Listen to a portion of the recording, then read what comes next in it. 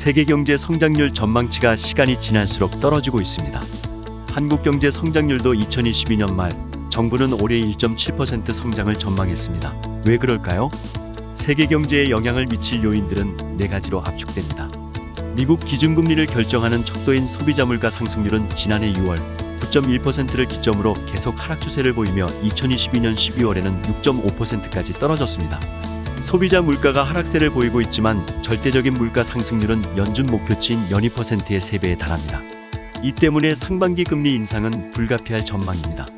시장에서는 3분기 이후 연준이 금리를 내릴 것이라는 전망을 내놓고 있지만 연준은 여전히 급할 것이 없다는 입장입니다. 그러나 연준이 언제든지 입장을 바꿀 수 있다며 시장은 신뢰를 보내고 있지 않습니다. 중국은 1분기에 코로나19 정점을 통과하고 2분기부터 회복세를 보일 것으로 예상됐습니다. 하지만 코로나19로 인한 사망자가 늘어나고 다른 나라의 비자 발급을 거부하는 등 외교적 문제까지 불거지면서 2분기 회복론에 대한 회의적인 시각도 생겨나고 있습니다. 중국은 경기 위축을 막고 부동산 경기 불황을 타개하기 위해 통화와 재정 정책을 확장적으로 운용할 예정입니다. 이 같은 정책으로 중국과 기타 선진국 간의 금리차가 확대되면서 금융시장에 어떤 영향을 미칠 것인지도 중국 경제에 영향을 미칠 요인입니다. 일본은 구로다 일본 중앙은행 총재가 10년간 유지해온 통화정책 기조가 바뀔지 여부가 최대 관심사입니다. 그의 통화정책은 양적 완화를 통한 대규모 통화 공급, 마이너스 금리 유지, 수익률 곡선 관리 등으로 초저금리를 유지하고 시중에 돈을 무제한 풀어 경기를 띄운다는 것입니다.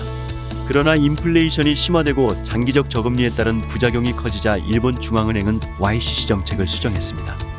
10년간 초저금리를 유지해온 일본의 정책 변화는 글로벌 금융시장에 큰 영향을 미칠 것으로 예상됩니다. 러시아의 우크라이나 침공에 대해 유럽이 러시아에 대한 제재를 강화하자 러시아는 유럽에 공급하는 천연가스 등 에너지 공급을 중단했습니다.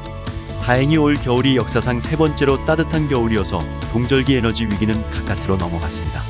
유럽과 러시아 간의 관계는 여전히 악화일로를 걷고 있어 에너지 문제는 유럽 경제의 발목을 잡는 가장 큰 요인이 될 것으로 보입니다.